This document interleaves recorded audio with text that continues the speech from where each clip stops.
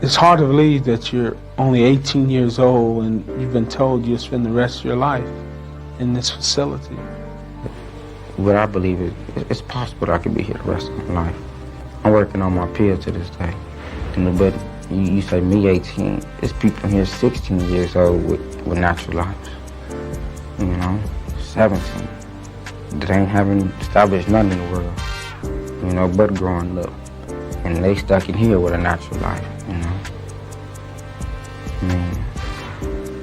It needs to change. Something has to change.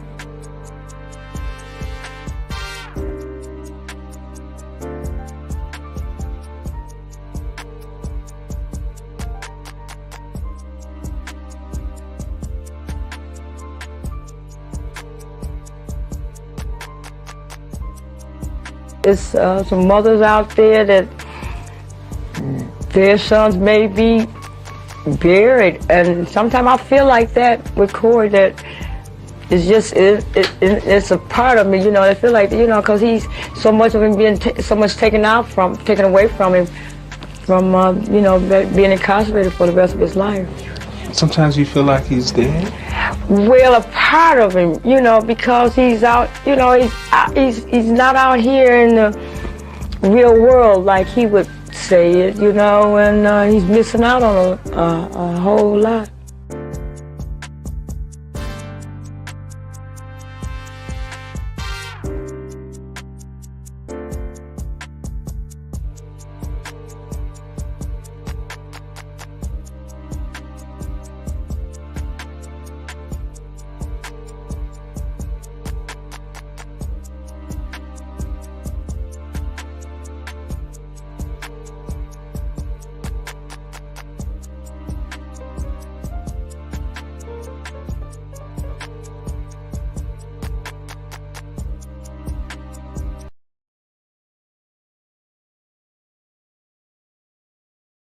Even though the country was populated by so-called Indians and black slaves were brought to build the country, the official seal of the country was never designed to reflect our presence, only that of the European immigrants.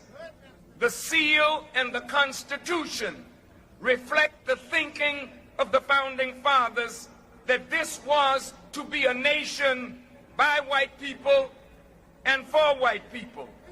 Native Americans, blacks, and all other non-white people were to be the burden bearers for the real citizens of this nation. Welcome, everybody, to Corrected Felon Podcast.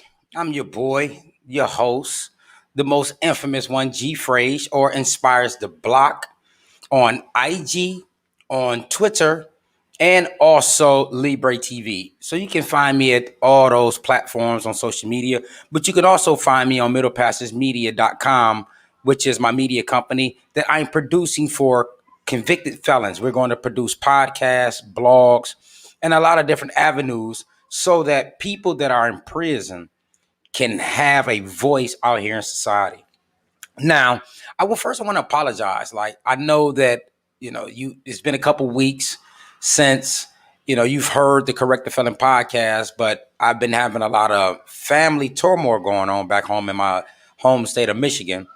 And, a couple of deaths have happened, and I've been going back and forth to support my family and be there for my family through these troubling times. And, one of them, well, all of them, but one of them in particular hit real hard to where I had to take some time out to really just regroup, really refocus my life based on how this death affected me.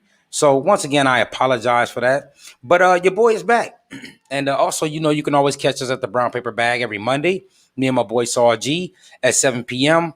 The Purple Pill Politic every Wednesday at 7 p.m. So I've been consistent with those, but just really not been with my own because I've been in Michigan. I usually leave on the weekends. But let's get off into it, okay? One of the things the only thing I want to talk about tonight is America a racist country? And this has been a conversation for a minute now, especially it was highlighted with the death of George Floyd. Now, we know the outcome of that. However, we don't know if racism was the motive behind that. That's something that we don't know, but we understand that from the George Floyd case, excuse me, is that race has been highlighted in this country. And it's a good thing.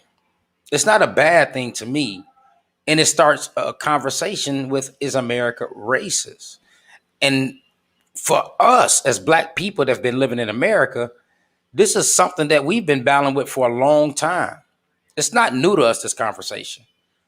It's new to a lot of white people in America because they see America one way. They don't see America as this multicultural country where you have a lot of people from a lot of different places around the globe that has migrated here to make up its diversity. But for Black people in particular, we caught a lot of hell since we've been here. And so asking the question, is America a racist country, is fair. I don't understand why people have a problem with having this conversation. And for me, we're going to have a little bit of it. It's not going to go into deep. I may make this a more of a serious thing, but I just want to be able to hit home with this particular conversation, right? And so far, it has reached Washington, D.C. And people that we elect, that we hire, were asked this question, is America a racist country? And one of the things I want to do is play a couple clips and then we're going to get into it. But the first clip that I want to play is from our current VP, who was asked this question, is America a racist country? I believe that we need to address, well, first of all, no, I don't think America is a racist country, but we also do have to speak truth about the history of racism in our country. And so, with that being said, right, she was asked a question based on what Senator Tim Scott said from South Carolina, that America is not a racist country. And she responded to it by saying, no. Now, she's a woman of color. A lot of people consider her Black. And for her to say no, it was troubling to me. It bothered me because I know, based on her skin tone alone, that she has some struggles to deal with coming up in America. From my understanding, she's from Oakland, one of the blackest cities in America. So she know what systemic racism is, or racism as a whole.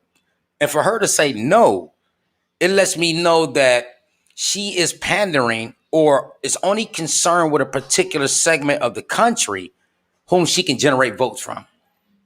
She's not really concerned with people that look like me or my mother or my father or my grandfather or my sisters and brothers. She's only concerned with people that will give her a vote and she don't want to offend them.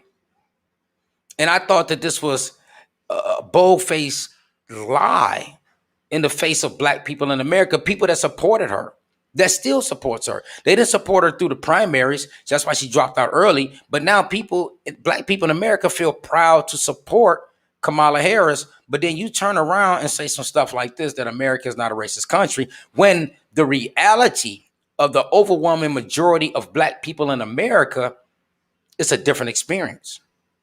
It's a very different experience. Now, that question that was asked to her was generated from Tim Scott when President Joe Biden gave a speech to the joint Congress, and he talked about racism, and his response was that. But here's something that I would love for Tim Scott to answer, because he said this in Congress, and I'm going to play the clip and we'll get into it. In the course of 1 year, I've been stopped 7 times by law enforcement. So he said he's been stopped 7 times by law enforcement. And don't get it twisted. This clip is a little old, but I believe it's when he first got to D.C. But he said that he's been stopped 7 times by law enforcement since he's been in Congress.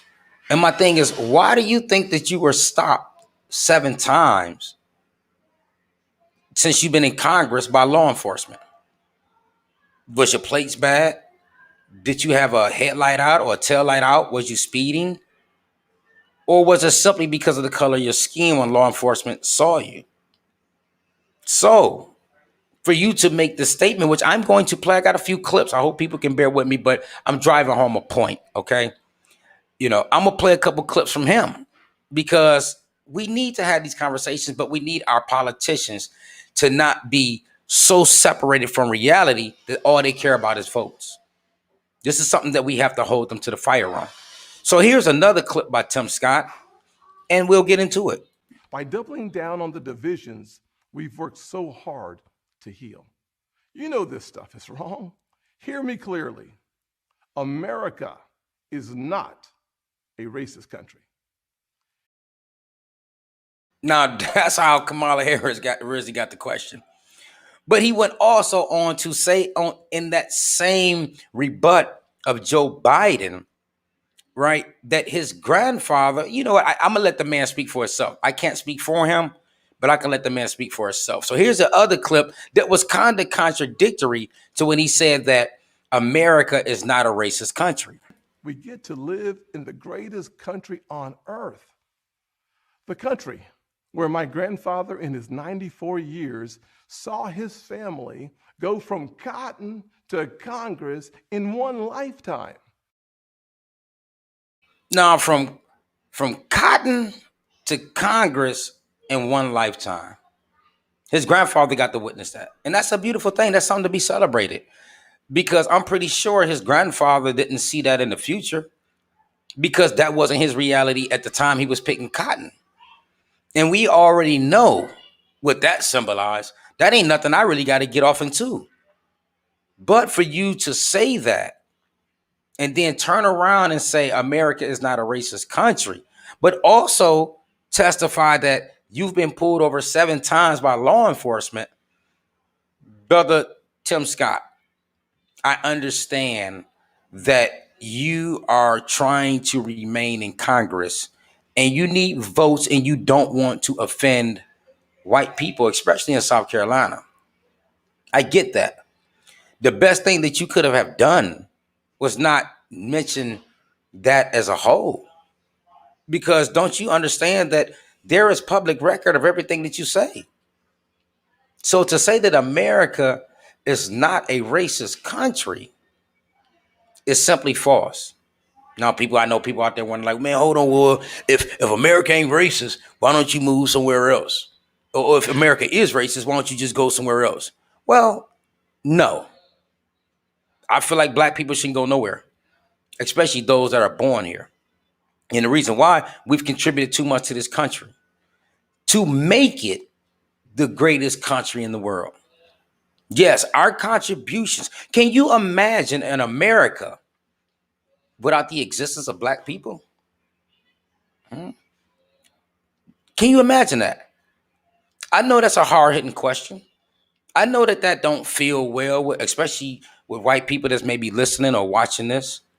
But can you imagine an America without the presence of black people? Like, for example, you wouldn't have DC. We built it for free. A lot of this country, slaves built for free. Even the economic advancement in this country, we've contributed to. So the culture, could you imagine, once again, living in an America where there were no black people? Your arrogance and your ego may say yes, but America would not be as wealthy or as strong as it is today without the presence of black people. Actually, we made this country great. I know a lot of people don't like to hear that. I know a lot of people don't want to hear that, but black people make this country great. Look at our culture. We have the only culture right now that is accepted and adopted around the world. You can limit it to the hip hop culture if you want to. That's fine with me. But look at the impact. Country music don't have that kind of impact. Hollywood don't have that kind of impact. But you have people around the world that want to emulate the culture of black people. You can go to China right now or anywhere over there in the East. They don't speak no English, but they know hip hop culture. They emulate it time and time again. So once again, what you want to live in a society where black people was not present? And once again, I know you can't fathom that. That's something that you can't conjure in your brain to think of. But give us our due justice. Recognize that we are here. We've made a major contribution to this country. Once again, the only reason that America is great or the strongest country in the world is because the existence of black people here in America. I stand 10 toes down on that. You want to argue with me? Cool. Bring it to me. And I'm pretty sure I'll crush you in that argument. But we have made this country great. And one thing that we've only asked for was freedom, justice, and equality, and to be recognized as a part of the society. That's all we've ever asked for. We will do things on our own. We don't need welfare. We don't need none of that stuff. We don't want handouts from the government. If you look in the last presidential election cycle, Bernie Sanders was the socialist candidate, and black people rejected him overwhelmingly. I'm not saying that Joe Biden was the correct choice, but miss me with that black people only want free stuff.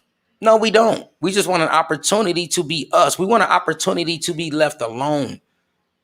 We don't want to be courted by the Democrats or the Republicans. We just want to be left alone for once. Give us the opportunity to make the advancements in this society that we know we can make, and we'll be straight. We don't need nobody to tell us or to think for us when we know exactly what we want in this society. Now, getting back to the question, is America a racist society? Let's look at a couple more clips. Let's just look at something. Like I say, I know people going to feel uncomfortable, and this is what I'm trying to do. I'm trying to have an uncomfortable conversation to bring out the truth. So when it comes to the question, is America racist? I'm going to let people speak that according to the census, right? The majority of the people in this country, and like, don't get it twisted, this one person does not reflect the majority, but in my humble opinion, it reflects a lot. Yes, a lot. So I'm going to play a clip and then we'll get into it. Get the fuck out of here. Hey, get the fuck out of here. I pay $1,000 a month here. You can't, you make $1,000 a 2 months. Fuck you. How you know that? You're a dumb, black, fucking nigger bitch. Fuck you. What's your name? Yeah, and I'm racist. And I'm a racist motherfucker. Look. I got an AK-47 right now in my fucking goddamn car. I'll blow your fucking head off. Oh. I'm fucking tired of you niggers. I'm tired of you niggers.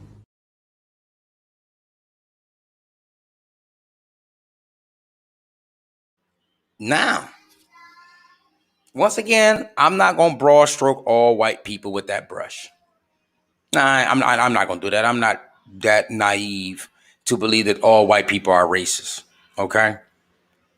But what I am saying is that I believe a lot of white people in this country feel the same way as that man does in that video that I just played. Right? They feel as though we're not equal in this society. They feel as if we shouldn't receive freedom, justice, and equality. There's a lot of white people in this country, especially in the deep South. In the North, the racism is more so discrimination than it is just flat out racism like that. I'm from the North. I'm from Michigan. I know what I experienced. I haven't experienced down here in the South yet because I live in Atlanta, and I try my best to stay in that circle so that I don't have to, because I'm with my daughter for most of the time, so that she doesn't have to experience any of that. But I've experienced racism through discrimination. And we know in America, a lot of the policies that are enacted is racist policies. Shout out to Maz Torre, who always say that gun control is racist. Yeah, I believe that. If you know your history, you study the history of it. The origins start from with the Panthers, right? We can talk about the 94 crime bill that had racism in it, and those were Democrats. So a lot of the policies that are enacted has a racist intent. This is the institutional racism that we like to talk about. For example, in America, if you've been convicted of a felony and you want to try to get housing, you can't do it because you have a felony. And we know that in America, there are an overwhelming too many black people in America who have been convicted of a felony, regardless of how big or how small. But if you've been convicted of a felony, you can't receive housing. Like, they can deny you for that. That's a racist policy. Matter of fact, I'm going to go a little further. It's an anti-humane policy. It's not just racist, that's in it, but it's an inhumane policy that was created in this country. So, reverting back to that video that I just played, right? This guy said he was a racist, called the woman a nigger bitch, the sister, and he said he was tired of it and even threatened her physical life. This happens a lot. The difference is it's not recorded. That's what happens. I mean, we can go through the timeline on the past 20 years, how many different acts of racism or terror, racist terrorism that has happened to black people that just didn't get recorded. Like Will Smith said it best. Will Smith said that racism is not getting worse. It's just getting recorded. And I believe that. Now it's visible. You can see it, the complaint that we've been having for years about racism in America. Now we're putting it up. We're putting it up because we can record it. We can show the world what we've been experiencing. And once again, you know, that's the problem right now. People don't want to talk about it. And I'm not trying to white guilt nobody. If you know that is not your life and you don't think like that, then this conversation really does not pertain to you unless it's somebody that you know that does have that thinking and you refuse to challenge that thinking when it comes to black people in America. See, that's another thing. Black people, we love to have white allies. And it is a good thing because it further advances black people when white people can stand up and say, that is wrong. The way that black people are being treated, that is wrong. Like, this helps further the cause. This helps further us to knock down these barriers, to break these glass ceilings, to bust down these walls, to be equal citizens in this country. This is why I started off with the Farrakhan video, because the seal and the Constitution reflect the thinking of the founding fathers that this was to be a nation for and by white people, Native Americans, blacks, and all the other non-white white people were to be the burden bearers for the real citizens of this nation. Like, I believe in that statement that he said, because if you study the seal and the Constitution, you'll understand everything that the minister was talking about. Now, I'm going to play one more video. This is going to be my last video tonight, and it's 3 minutes long. But it's a black judge speaking to a racist white police officer who finally, out of the so many that we have, had a day of reckoning in court, so to speak. So I'm going to play this video. Like I said, it's my last video, and then we're going to conclude this conversation. But here's the video right now. 58-year-old black man who was driving his Cadillac in Inkster, a suburb of Detroit, on the evening of January 28, 2015, where his life changed forever. He was stopped by the defendant, a then Inkster police officer, and his partner, Officer Zelenowski. Mr. Dent was stopped for a minor traffic offense and ordered out of his vehicle. With his hands extended out of his driver's window, he was grabbed out, thrown to the ground, and struck 16 times in the head by the defendant. In his attempt to arrest him, he was thrown onto a window shield of a patrol car, bleeding profusely from a head injury. The responding police officers arrived as the defendant is wrestling the defendant to the ground. Mr. Dent was struck, kicked, and tased while on the ground by what appeared to be a group of angry anxious police officers that celebrated after the defendant was beaten and cuffed. The video in the car shows the police officers fist bumping as a celebratory act of bravery by the defendant and his cohorts. But the one image that struck out to the court was looking at Mr. Dent in his cell, shaking his head.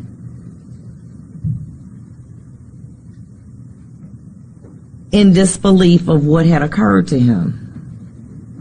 If his conduct was indicative of what he was thinking, I would have thought this. What crime did I commit? Being a black man in a Cadillac, stopped for a minor traffic offense by a group of racist police officers looking to do a nigger. As police officer John Zelenowski, auxiliary police officer, testified in court too, in his response to a text, was quoted as saying, "At least give me the satisfaction of knowing that you're out there beating up niggas right now. LOL."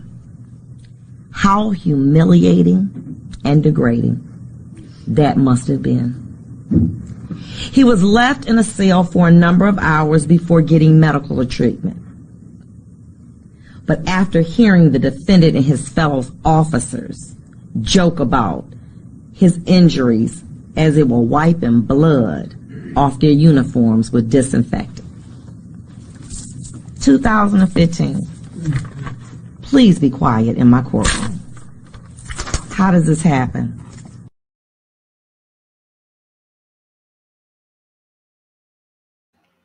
Now, that was a video from 2015 to where some white officers had, like I said, a reckoning in court, with a black judge. And the thing that I want to point out is like, who other than black people experience this kind of stuff in America if America is not a racist country? Why? I'm a black man with a Cadillac. So when I first saw this, of course, there was some type of trauma immediately dumped into my psyche. Like, I got a real nice Cadillac. Matter of fact, I got 2 cars. So should I fear that, the police when I'm driving in society because I work hard and I pay for what I want and I can't drive it because I'm a black man that's not supposed to be in a nice car? So, once again, is America a racist country?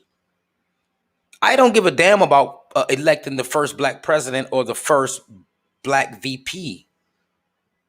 That don't mean nothing to me. Because the institutions in this country still function from the same thinking and the same reality as always. Like, we haven't made no change. Right? We haven't. I don't care what people say. Has there been some progress? Yeah. Especially economically and financially. Black people have gained, a few more dollars than normal. That's because we figured some shit out. But overwhelming majority is America a racist country? And I will simply answer yes, America is. Now, there's ways of combating it. You can't do it through policy. You can't change a person's heart and mind through policy. But the way that you combat racism is through unity of all people in this country with good heart and good intentions. White, black, yellow, brown, don't make a difference what their color is. This is how you combat it, and you stand up to it. You don't be a Tim Scott to say that racism is America's not a racist country. You don't be a Kamala Harris and say that America is not a racist country. No, you say America is a racist country, and our unity and our love for humanity is what combat racism in this country. This is my belief. You can differ with it. That's fine with me. But I believe this is the only way that we combat racism in America is by through unity and love for one another. I don't care what your political affiliation is. I don't care what your religious background is. If we function off love and kindness for one another, we can combat racism. So listen, I want to thank everybody for tapping in. But before I close, I want to tell everybody, especially all the ladies out there that's watching the show or that's listening to the show, listen, this show is sponsored by itfitsyou2.com. Now, go there, itfitsyou2.com, use the promo code CORRECTED, and get 15% off everything that you order. Everything. Like, ladies, you got to get your hot girl summer together. And here's a video or the promo for you to do just that.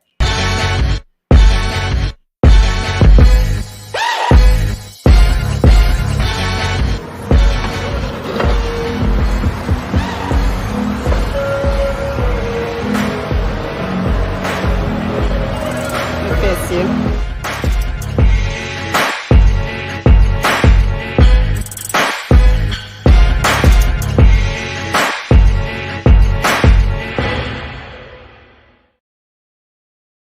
Once again, this show is sponsored by itfitsyou2.com. Ladies, go get your hot girl summer together. Look fly. You know, it's cool. We're getting hot. I don't care what part of the country you're living in. It's getting hot. Ladies, you know the fellas is watching. So go ahead, go to itfitsyou2.com. And, you know, once again, use the promo code CORRECTED and get 15% off of everything that you order. Not just the whole order, but everything. Shout out to my brother Chad. And I'm gonna end it on this note. My brother Chad is a white guy, but this is my brother because we got love for each other. We have respect, and we look at each other as humans. Shout out to Chad. I can't wait till we get back together so we can drink again when y'all came down to Atlanta for the Solutionary Summit. Like, we got shit faced that night. But shout out to my boy Chad. I love you, brother. And once again, please, everybody, subscribe, like, comment, and share the Correct the Felon podcast. You know, also, too, if you want to help us out, you can donate. Just go to middlepassagemedia.com, hit the donate tab so we can further the podcast. And also, you know, just continue to do things that make sense when having conversations about whatever topic in this country. Because one thing about it, once again, America is a melting pot for a lot of different ethnicities. We're going to be here. We're not going nowhere. So why not make it better for our children? Why not? I'm talking to white, black, yellow, brown. Let's do what we can to make America a better country. Let's more so come together on the ideas that we agree with than the ones we disagree with. Okay? Let's make that a point.